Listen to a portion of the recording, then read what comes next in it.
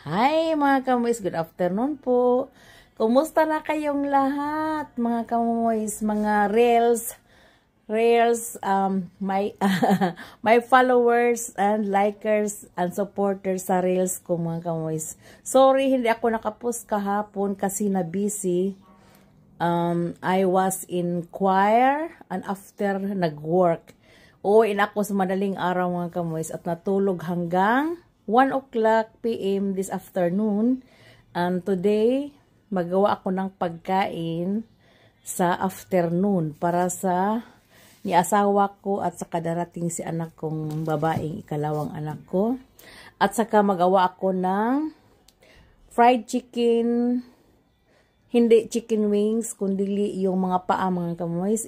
Ano ko dito sa mamahalin kong kaldero. Ipakita ko sa inyo, I will preheat 228. Ito ang mamahalin kong kawali pala, net kaldero. Kawali that is maluwag at saka malaki at saka wide and along and winding road. Tingnan niyo mga kamoys. So like that, ito ang surface niya. Dito ilagay ang mga manok, mamaya i-preheat ko pa. I use it how many times na mga kamoys? At saka this afternoon, yesterday at 4, at last day mga kamoys. Araw-araw ako nagamit nito mga kamoys. Kasi hindi ko ginamit ang oven ko. Ito na ang nagamit ko. It's very easy to wash. Kung mag-fried ka dito mga kamoys, I will tell you. Itong mga kamoys, parang barbecue, pwede. Ang takip, hindi mo lang, or pork belly. So, i-preheat mo ng 228 degrees Celsius. At saka, pag mainit mga kamoys, lagyan mo ng tubig konti para na symbol na mainit siya mga kamoys. At saka, itakip ko lang pag preheat. Pag mamaya, pag i-fried ko a little bit para crispy mga kamoys. Para crispy pala yung parang not so very close ba. So, like that. Pero i-close ko pag preheat. At saka i-on ko dito mga kamoys. Ito ang pag-on. So like that. At saka may thermometer dito. Ipislitin mo lang. Pislitin mo lang mga kamoys. At saka dito ang file patungo taas. So like that. You will see me. So like that. 135. 230. I-preheat ko mga kamoys. 230. 105, 200, 205, 10, 15, 20, 30. 230, i-preheat ko siya mga kamoys.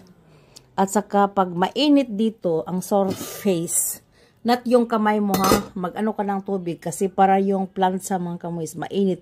Kay init-init talaga. Parang i-ano natin mukha doon. Sunog na mga kamoys. Parang litson.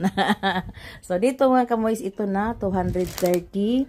That is maybe 10 minutes long ang pag-preheat. Or, tingnan ko kung ano siya.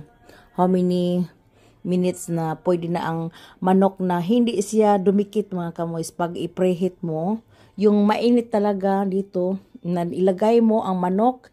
I will show you yung manok later. Yung manok na hinugasan mo at saka ipatuyo konti sa strainer. At saka walang asin, walang bitsin, walang paper. Walang paper on salt. Only very plain mga kamoys. At saka mag-ano ka lang ng sausawan para masarap mga kamoys. I will show you later. Okay, see you later, alligator.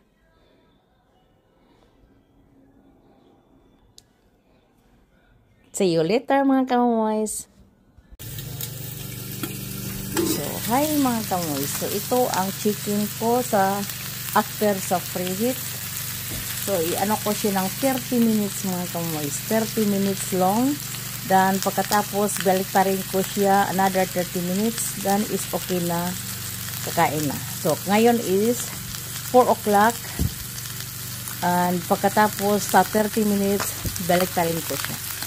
Okay, sa 4:30 mga kamoys. Okay, see you later, alligator.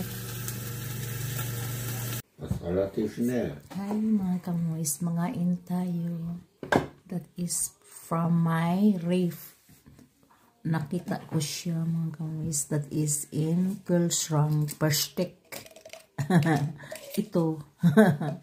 That is a stinky fish from the Philippines. Mga tayo with talong and saucy. On das is Papa Saina. Isun kadaver. On mango mga kamoys. Mga tayo with sausawan like this. So that is our mitag isin our lunch with my daughter Ify. Hi Pipi. Hi.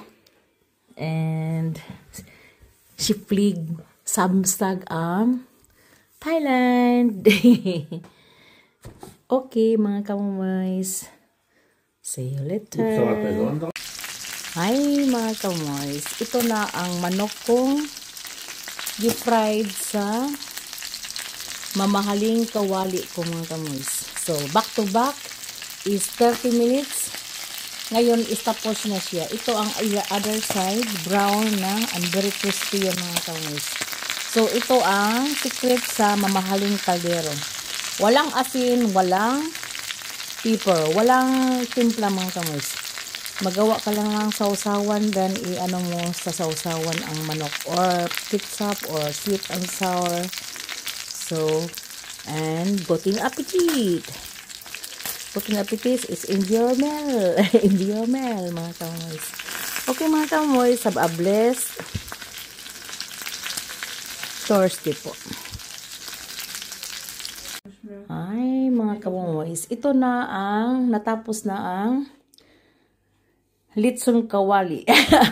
Chicken kawali, mga kamoys. This is chicken kawali in my mamahaling kawali, mga kamoys. So, like that.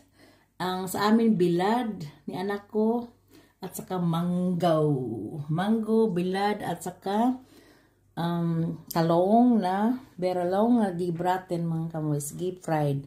So ito ang sa asawa ko, isa or dalawa kainin niya, dalhin yung iba ni anak ko. Okay mga kamoys, thank you for watching. Have a blessed Thursday po.